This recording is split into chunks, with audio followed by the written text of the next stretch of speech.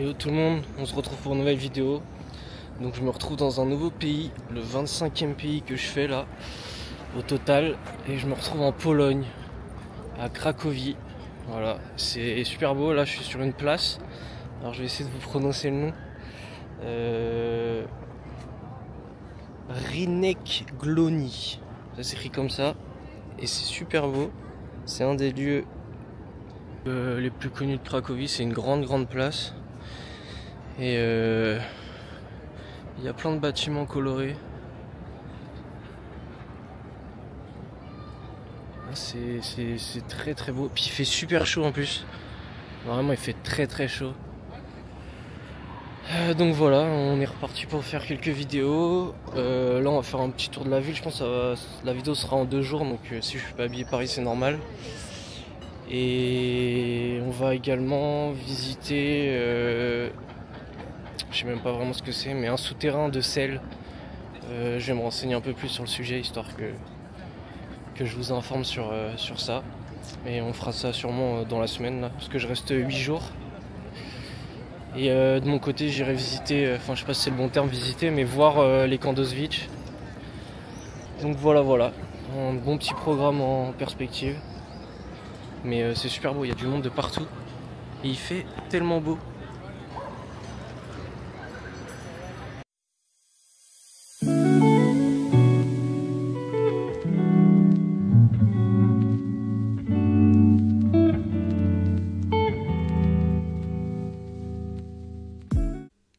Ici, c'est Rynek Glony, autrement dit la Grande Place. C'est l'une des plus grandes places médiévales d'Europe, et sans doute l'une des plus belles. Elle date du XIIIe siècle, et pourtant, elle est toujours incroyablement vivante. Ici se trouve la Halle aux draps.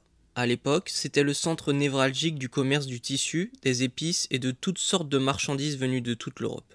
Aujourd'hui, à l'intérieur on y trouve surtout des souvenirs, mais l'esprit du marché est resté.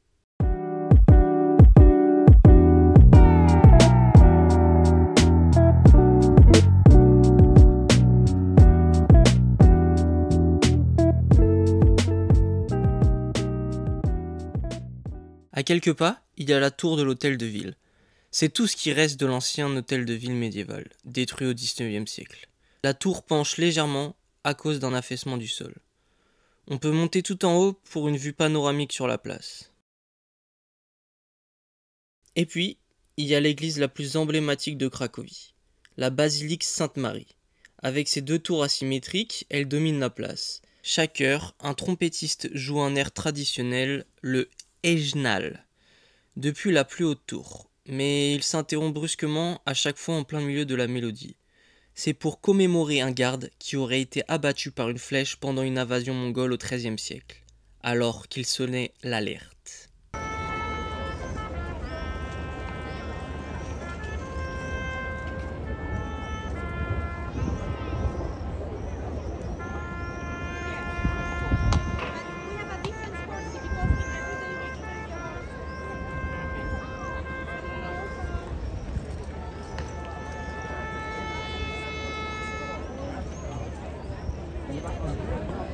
Sur un coin de la place, il y a aussi une petite chapelle presque discrète, l'église Saint-Adalbert. L'un des plus vieux édifices de Cracovie. Elle était déjà là quand la place a été tracée. La place est entourée de terrasses, de calèches, d'artistes de rue. C'est un lieu de passage mais surtout un lieu de vie. Un bon point de départ pour explorer le reste de la ville.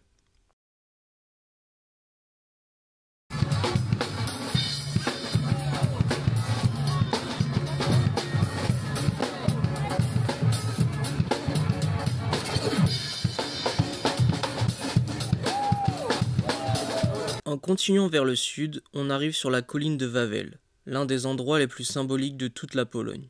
C'est ici qu'ont vécu les rois et qu'ils sont enterrés. Le château royal de Wawel, tel qu'on le voit aujourd'hui, est un mélange d'architecture gothique, renaissance, baroque. Un vrai livre d'histoire à ciel ouvert.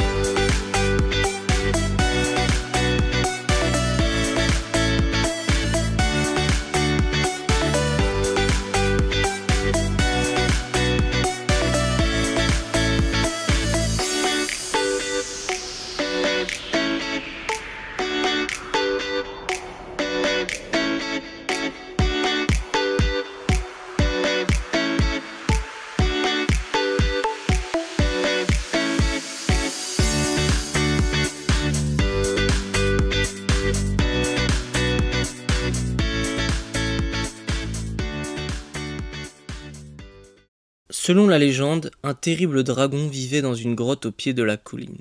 Il terrorisait la ville, brûlait les maisons et réclamait chaque semaine des offrandes pour ne pas tout réduire en cendres. Jusqu'au jour où un jeune cordonnier eut une idée aussi simple que géniale.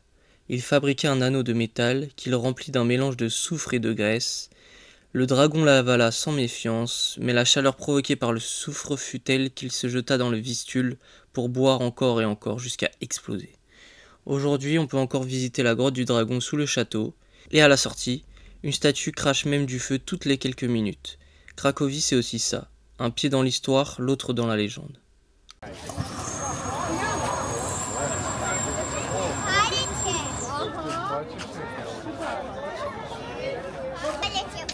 Ah voilà, il crache du feu toutes les 5 minutes. J'espère qu'on voit bien la vidéo, je sais pas trop. Mais ça fait 5 minutes que j'attendais, donc je venais d'arriver, il avait dû cracher du feu. Mais il y a énormément de monde, c'est impressionnant. C'est ultra touristique. Et en face, c'est super beau aussi.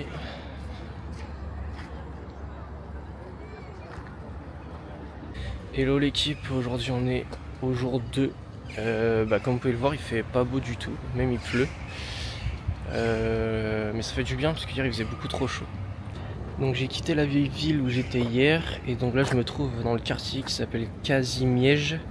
C'est un ancien quartier juif où il y a beaucoup d'histoires autour de ce quartier. Ils ont connu des histoires bien sombres, hein.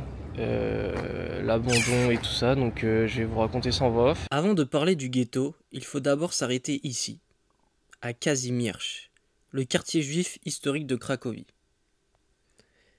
Pendant des siècles, c'est ici que vivait l'une des plus importantes communautés juives d'Europe. On y parlait yiddish, on y tenait marché, on priait et on riait. Les synagogues sont encore là, certaines ont été restaurées, d'autres abandonnées. Mais toutes racontent une histoire. Dans les petites rues pavées, entre les façades usées et les cafés modernes, Kazimierz est un quartier qui porte encore la mémoire vivante de ce qu'il a été. C'est aussi ici qu'a été tournée une grande partie du film La liste de Schindler. Notamment cette place, Platz Nowoy, aujourd'hui animée mais qui fut recréée pour représenter le ghetto, tant l'atmosphère de Kazimierz racontait déjà quelque chose de profondément vrai.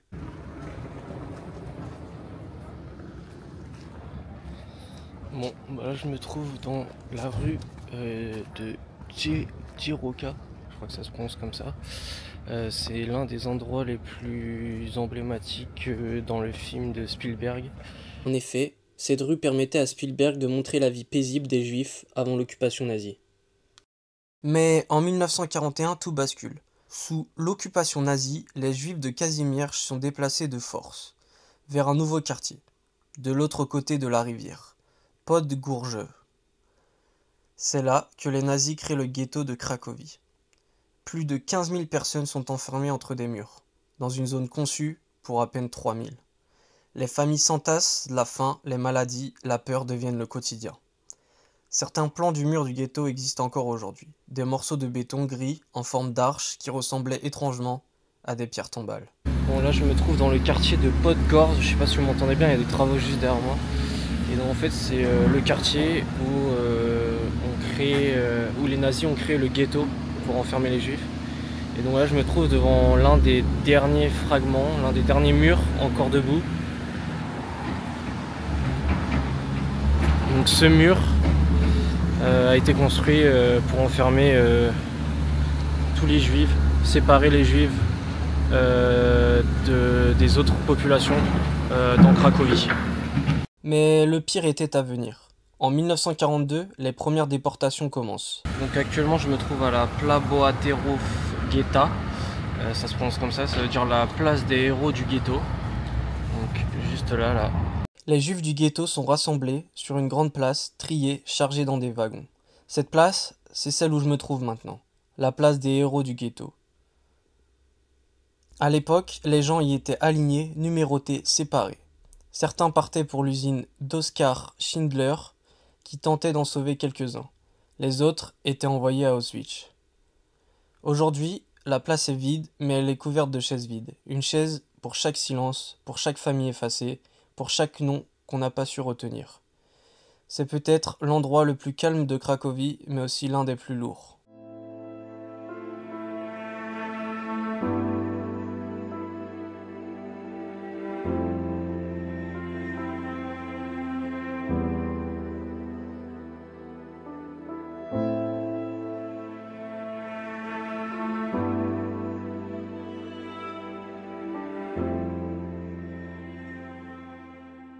Après Cracovie, on ne peut pas ne pas venir ici.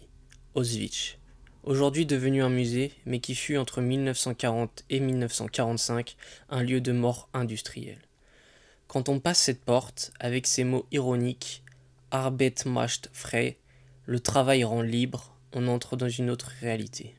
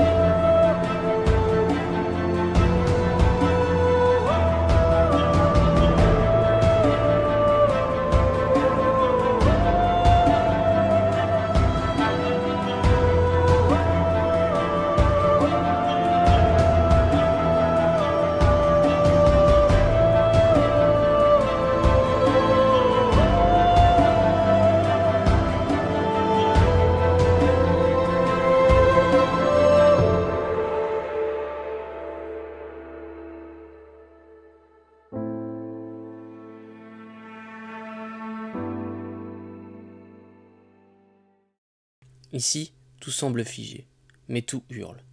Derrière les vitres, il y a les chaussures des déportés. Des milliers, chaque paire raconte un départ sans retour. Il y a aussi les valises, les lunettes, les prothèses, les brosses à cheveux et même les sacs en cuir.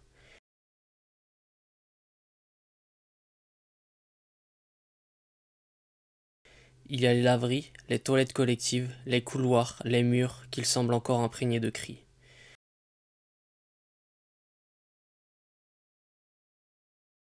On découvre aussi une boîte du gaz Zyklon B, utilisée pour tuer en masse dans les chambres à gaz. Un insecticide devenu arme de destruction. Dans la cour, on tombe sur un mur d'exécution, noirci, devant lequel des centaines de prisonniers ont été fusillés.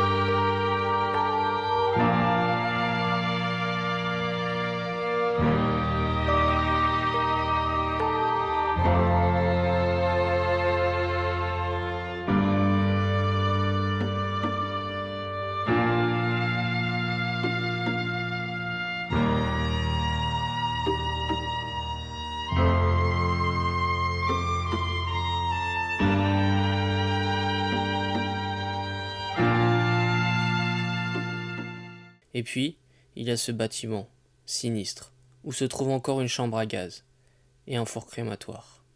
Ici, la mort n'était pas un accident, elle était planifiée, programmée, reproduite. Il faut aussi se dire que les Juifs n'étaient pas les seuls à être enfermés ici. Il y avait aussi les opposants politiques, les résistants, les Roms, les homosexuels, les handicapés, les prêtres. Tous ceux que le régime nazi considérait comme indésirables.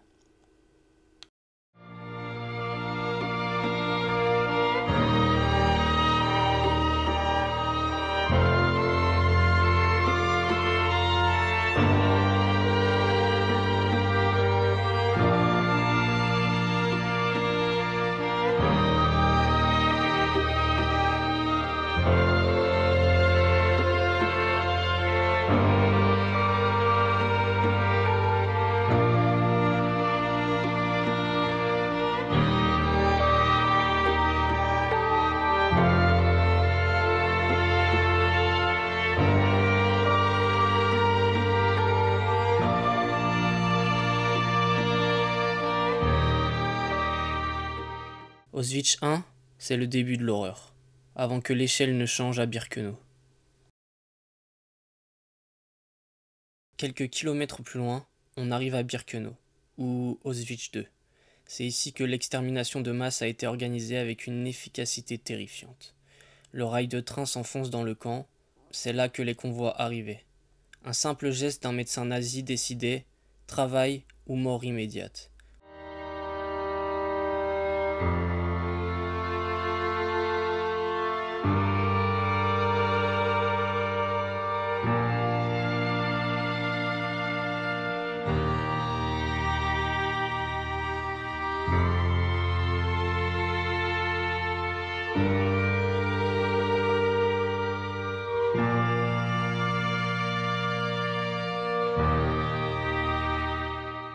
Aujourd'hui, il ne reste presque rien. La majorité des baraquements en bois ont été brûlés par les nazis à la hâte avant l'arrivée des soviétiques pour effacer les preuves. Il ne reste que les cheminées, alignées comme le vestige d'un village fantôme.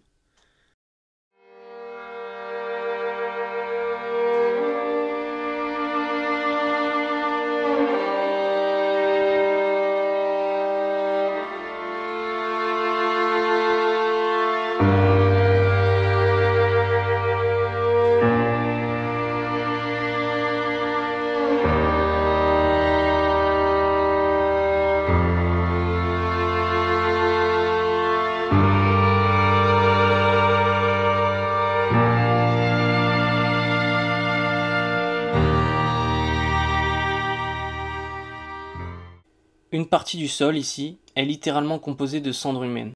Les nazis faisaient brûler les corps dans de grandes fosses ou dans les crématoires, puis répandaient les cendres autour du camp. On raconte que quand il pleut, parfois, la terre relâche ce qu'elle contient encore, des morceaux d'os et des restes humains.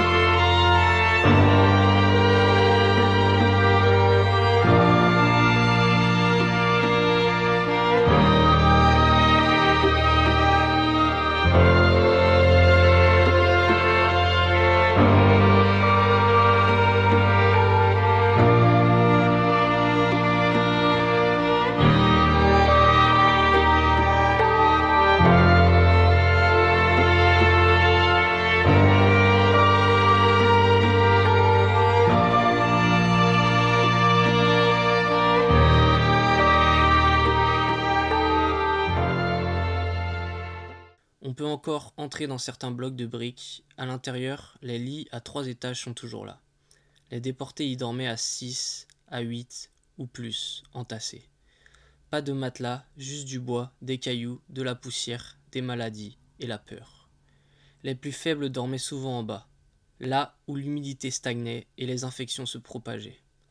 Les plus forts, ceux qui avaient encore un peu de force, dormaient en haut, pour tenter de survivre un jour de plus. Ici, c'était la logique de la survie brute, sans place pour l'humanité.